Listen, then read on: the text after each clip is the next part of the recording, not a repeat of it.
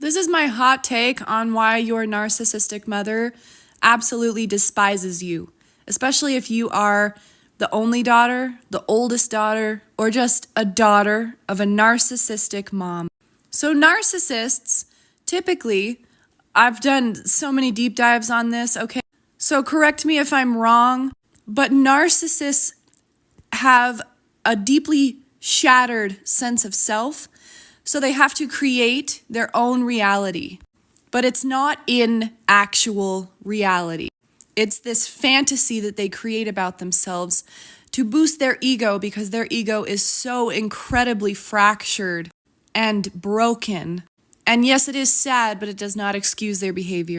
And the reason your narcissistic mother hates you is because she has built it up in her mind that she is the most beautiful, the most worthy, the most amazing, the best of the best, the creme de la creme. And when your beautiful ass was born, and I've noticed it's easier for them to love you when you're small because you're cute and squishy and a baby. But girl, when you hit that puberty, when you start blossoming, oof, she gonna hate you. 'Cause you're fucking gorgeous. And it's hard for her to accept that she is getting old, especially if your father gave you any ounce of attention in a normal, healthy father-daughter way. Oof, she gonna hate you for that because you are tearing apart her fantasy right before her eyes. It is my belief that they are so broken that they need so much attention and validation that it does not matter if you are her daughter and she birthed you and created you and brought you into this world. That is just a testament to how broken narcissists are. They don't care about that. They don't want you to be more beautiful than them. The fantasy they have created for themselves that protects them in some way is so strong, is so deeply rooted in themselves. It is made of concrete, layers of concrete. This fantasy they have created for themselves goes beyond maternal love, goes beyond parental affection, goes beyond sanity, because it is not it's not sane, it's insanity, it's insane, it's delusional. And if you are a daughter of a narcissistic mother, it is my belief that is why you are so hated. Especially if you're really good at something, like a sport, or you're super smart, or you're successful in something, then she's gonna resent you for that. She's gonna resent you for doing well and being beautiful, or just being young, because it breaks apart her fantasy right before her eyes. Keep doing you though. I see you. You're gorgeous. How can you make sure that you don't repeat the cycles of the eldest daughter syndrome with your daughter? Here's 3 things you can do. If you can, make sure that you make time to engage in play with your daughter. Let her engage in creativity, in spontaneity, in this freedom, this feeling of freedom as much as she can when she is a young kid. If she hears of your problems or she's aware of what's going on in the family, that's okay. Make sure you remind her that it's not her job to solve your problems. It's important to, get your children involved in housework or chores and stuff like that to build work ethic and responsibility, but ask for things that are developmentally appropriate and age appropriate to them instead of asking for things that are above their cognitive level. The very fact that you're thinking about this and you're aware of it and you want to break the cycle is the first step, because a lot of us don't know that we're actually stuck in the cycle. You can just reflect on how you're showing up for your daughter and have those conversations with her openly, and remember the things that you needed when you were a young kid. I think that's going to be really, really instrumental in helping her feel like a kid, so she doesn't feel parentified and she doesn't feel the brunt of being the eldest daughter in the way that you might have. A mother wound is by definition a generational wound. And it's a generational wound. I'm going to tell you the mother wound versus the black mother wound, okay, or how they go together and what's the difference. A mother wound is a generational wound of a woman brought on by the patriarchy. Meaning, because she's a woman in a society ruled by men, she has lost autonomy. She can't buy a house. She can't go to school. She can't get a driver's license. She can't vote. We're talking about 1800, 1900s. We're talking about us in this country and other countries where because you have a vagina, you're not a real person. So how does someone even process that? Do you understand the job you've got to do on a girl's mind to tell her that you don't have any value and your only way to survive is to attach yourself to a man? Literally, that is your only way to survive. And in ways now, in modern romance, we still feel that way. Yeah, we call it something else, but really we still look at, I need to be rescued because genetically I'm not equipped to take care of myself, right? So when you lose that autonomy, that is trauma in and of itself. Someone telling you you're not good enough. Then you have a daughter, and this is the mother wound to the daughter. You have to now tell her she's not good enough, because that's the only way. That's all you know? Because that's how else are you gonna? You're not saying you're not good enough, but you're saying, "Oh, you better be pretty, or nobody's gonna want you. You better study hard because you're not pretty. You better behave. You better serve because your survival depends on the approval of others. Someone else choosing you. Right. The maternal narcissist does not want you to have community. She will be deeply threatened by any connections that you make that she cannot control. She doesn't want you to realize that you're living in an abnormal hell, and other people and other situations expose you to different ways of life. So when I was younger, anytime I would make a friend group, and it started around the time that I started hitting puberty in the 5th grade, she removed me at the end of the year. I was so excited to go into 6th grade with my friends, and I had a great friend group, and we were making lots of summer plans. And my mother was always very stingy with what I was allowed to do. I wasn't allowed to do a lot of the things that my friends were allowed to do, and she would say it was for my protection, but it was because now I know it was because she didn't want me to have bonds with people who are not religious and under her control. So even though a lot of my friends were Christians, she pulled me out of school and homeschooled me my 6th grade year. And I was basically neglected that entire year. She's not a teacher. She barely graduated high school herself. She was never a great student. And she really had no plans of teaching me anything that I really needed to know to complete 6th grade. I was basically left alone with books and told to teach myself. And that's really how she handled most things in my life. She just expected me to know how to do things, and she refused to acknowledge that children are meant to be taught. So my 6th grade year, I was alone at home all the time and basically got very little education. Once she realized that this was working against her and people were making comments and I was making comments like, I didn't learn anything this year, we moved to a different school district and she put me into a new school for 7th and 8th grade. It was the same situation. In 7th grade, I had a hard time making friends. By 8th grade, I had made some friends. I was joining some sports teams. I was asking to go to dances. I wasn't ever allowed to go to dances or talent shows or any school-sponsored events because she said that they were too worldly. They were too, basically non-religious. But I was able to make some friends in the midst of that. And right about the time that I had a good friend group and I was getting ready to go into 9th grade, she moved me again. And I was moved every 2 years after that. From 9th to 10th grade, I was homeschooled again and learned nothing. And then I was transferred to a very high control religious school from 11th and 12th grade. So this way, I was never really allowed to make any real long-lasting friendships, and my connections were sabotaged. She had her excuses for why she did that, but I know now it was to completely deprive me of community, and that's just something you will see them do. A lot of these eldest daughters or only daughters as adults chose not to have. Eldest daughter here, first gen. Thank you for starting this conversation. Why don't you want to have kids? I've already had kids. They're called siblings. I already know what it's like to help someone with their homework. I already know what it's like to dress someone, put on their clothes in the morning. I already know what it's like to counsel and advice on where you're going to go to college, whether you should be in sports or not, how to navigate friendships, how to navigate breakups.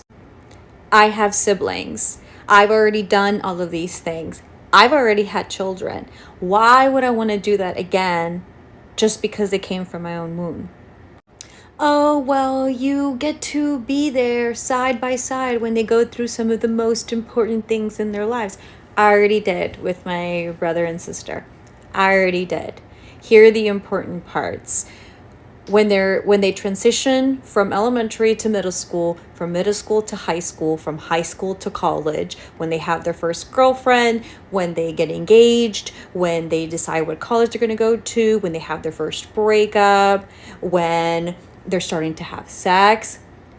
Been there already. I don't need to have my own kids to have these conversations. If you want to have kids because you want to have kids and you've always wanted to have kids, great. But if you're on the fence, or if you think that you want to have kids because everyone tells you that you're going to miss out on something, it's not that big of a deal. As an eldest daughter who has had pseudo children because they helped raise their siblings, it's not that big of a deal. Don't do it unless you will regret it every single day of your life, 100% of the time if you don't. I have a child-free life by choice, and every day it just reinforces that it's the best decision that I've ever made.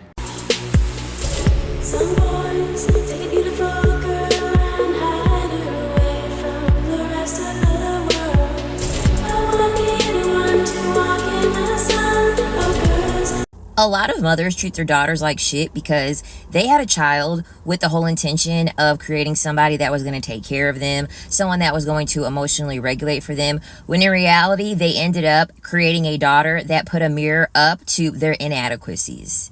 When a woman has children with the intent to fill a void in her, with the intent to bring her a sense of purpose, that is never going to get fulfilled through a child. You literally are putting a large amount of responsibility on a person that did not choose to be here. And when you have a daughter and you birth her into a patriarchal society, when you have your internal misogyny attached to that, your daughter is going to mirror a lot of things that you have worked your whole entire life to avoid. The jealousy that comes from mothers is the simple fact that their daughter is highlighting things in them that they can't fucking stand. If her daughter comes out beautiful, she is going to be reminded of every single day that her mother called her ugly, which means that she is going to project that now onto her daughter. If the mother was constantly getting rejected from men and boys did not like her, she is always going to police her daughter's attractiveness so that she cannot attract anybody. There are so many damaged daughters out here because of the simple fact a lot of y'all mothers had a child when you shouldn't have fucking had one to begin with. You lack emotional regulation, you lack accountability, you lack anything that would actually help facilitate a child, preferably a daughter, being raised properly in society. And then literally birthing someone that did not ask to be here, putting the onus on them to emotionally regulate you and be there for you and fill in the void as a child for what you should be doing on your own as an adult is absolutely ridiculous. There are so many daughters that are never going to talk to their mother again because of this shit. It is not your daughter's responsibility to fix your wounds from the past to make you feel better about yourself. And don't get me started on the women that end up having a baby to keep their dusty boyfriend or dusty husband around. And then it turns out that they have the child and it's a daughter. And then they end up resenting the daughter for some strange reason because she thinks that her daughter is now in competition with her dusty boyfriend or dusty husband. They end up taking this out on their own daughter because once again, they only had the child with the intention to try to fix something that a child is not responsible for when they didn't even ask to be here in the first place. So many mothers end up having children through a means of sacrifice. They didn't want the child in the first place. They have pretty much created an identity around their child, and now because they're not happy with the result that they thought was going to come out from it, they're going to take it out on the child, and they're going to take it out a lot more on their daughters due to the internal misogyny that they have. It is not a child's job to heal your mother's insecurities. It is not a child's job to shrink herself and make herself smaller to make you feel good. And then what happens is that this behavior is never unlearned on the daughter's behalf. So then by the time it's time for her to date, she's literally dating men that are a reflection of their mother.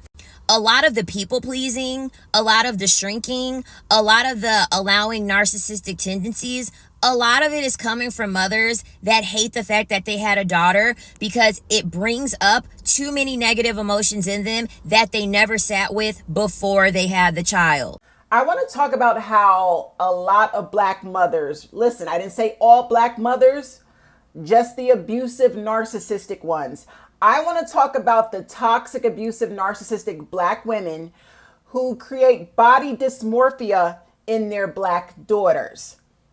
If you don't know what body dysmorphia is, it's like a mental condition, a disorder where you are fixated on the flaws of your body. You're constantly looking in the mirror at a specific part of your body. You know, depression kicks in because you don't look a certain way, or why is this part of my body look like this, and why did I turn out this way? It's really a warped perception of how you feel about yourself based on your outward appearance, okay? And for those of us that have really low self-esteem and we hate how our bodies look, if you had an abusive mother, that's where the root of that comes from.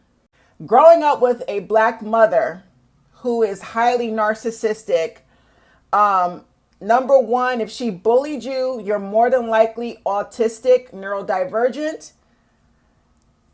And number two, your mama is incredibly jealous of you and in competition. And there's nothing you could have done about it because she's had it out for you since you were a little baby. The way that black mothers, the abusive ones, create body dysmorphia in their daughters, it usually starts at an early age, maybe preteens, making remarks about your body. So for instance, like myself, I've always been obese, overweight as a child, okay? I always had big feet, size 11. I was wearing size 11s when I was like 10 years old. Always had big thighs. I was always big hips. So my mother would just focus on my hips and she would say the most hurtful things. Look how big your thighs are. You fat bitch, you fat pig. This is while I'm a little girl. I'm not even a teenager yet. There was always some negative remark about my thighs and the size of my body, thus creating, you know, self-esteem issues before I even got to middle school and high school. And this also created more eating, a bigger eating disorder in me where I would have to binge because of the stress from the child abuse and the constant bullying and disrespect of my mother. That created a lot of anxiety and stress. So I would binge eat. So we know binge eating is also a form of a eating disorder, which contributes to the body dysmorphia. And as I have stated in other videos, I talk about this story over and over again. I'm not going to go over the whole story. I'll just tell y'all really briefly. When I was a senior in high school, my mother took a curling iron and she slashed me across my face and sent me to school so that all my classmates, everybody could laugh at me and this hideous scar on my face. She did that on purpose to ruin my self-esteem and to make me feel ugly in the face, because I am, I'm not just beautiful on the inside. I'm fully aware that I am a beautiful woman on the outside. When you have an abusive, narcissistic mother, she will in fact destroy her daughter's confidence. She will rip it to fucking shreds. If you're skinny, she will talk about you're fucking too skinny. You look sick, you look like a drug addict. If you're overweight and obese like I was, you're a fat bitch, you're a fat pig. Look at you, you fat ass. Stop eating up all the food in the house. The jokes are never ending about your body type. The fat shaming is nonstop, okay? If your mother is a violent sociopath, psychopath like my mother, then she will get violent and try to do things to your face, choke you, scratch you, mark up your face. Or she will set it up where other people can bully you and beat you up. Maybe your siblings will be allowed to hurt you and bruise you and drag you. And one other contributing factor to body dysmorphia is how a narcissistic mother, in this case, we're talking about abusive Black mothers, how they pit their daughters against each other. This is called triangulation. So if you have a sister like I did, whether your sister is older than you or younger than you, and your mother favors your sister more than you, like your sister is spoiled, your mother might buy her more things, your mother might put her up on a pedestal and let her get away with everything while she beats and bullies you and attacks you for everything. Your mother will, play you against your sister and teach your sister that she's better than you, that she looks better than you. This also contributes to tearing down your confidence and self-esteem, which makes this a contributing factor to body dysmorphia. So ladies, for those of you that are finally getting around to cutting your abusive mother off, and I know I talk about Black mothers in this, abusive Black mothers, but this can apply to any race, white, Hispanic, Asian. If your mother is abusive and your entire life she has done so many things to tear your self-esteem and confidence down, and now you're a grown woman and you find yourself having these issues when every time you look in a mirror, you're picking apart your body. Maybe, you feel your stomach's too big, you're too stubby, your legs are too skinny or something like that. Yeah, your mama, blame your mama. Body dysmorphia, this is just my opinion, body dysmorphia starts in childhood, somebody bullying you about your body. I still struggle today with my thighs. All those years my mother bullied me about the size of my thighs. Now that I'm a grown woman, I am just now learning. I am just now getting diagnosed by a vascular surgeon that I have lipedema in my legs. That's why my legs couldn't lose the fat. No matter how much I would jog, exercise, lipedema is almost, it does not dissolve with exercise. It's a very stubborn, hardened fat. My vascular surgeon explained this to me, and that's why I went ahead and had surgery. My health insurance paid for the surgery because it's a medical condition. So all those years my mother was teasing me and bullying me about the size of my thighs, I had an underlying medical condition. And still to this day, my thighs, they bother me. I know I have body dysmorphia, and I know I can blame my mother for doing that to me.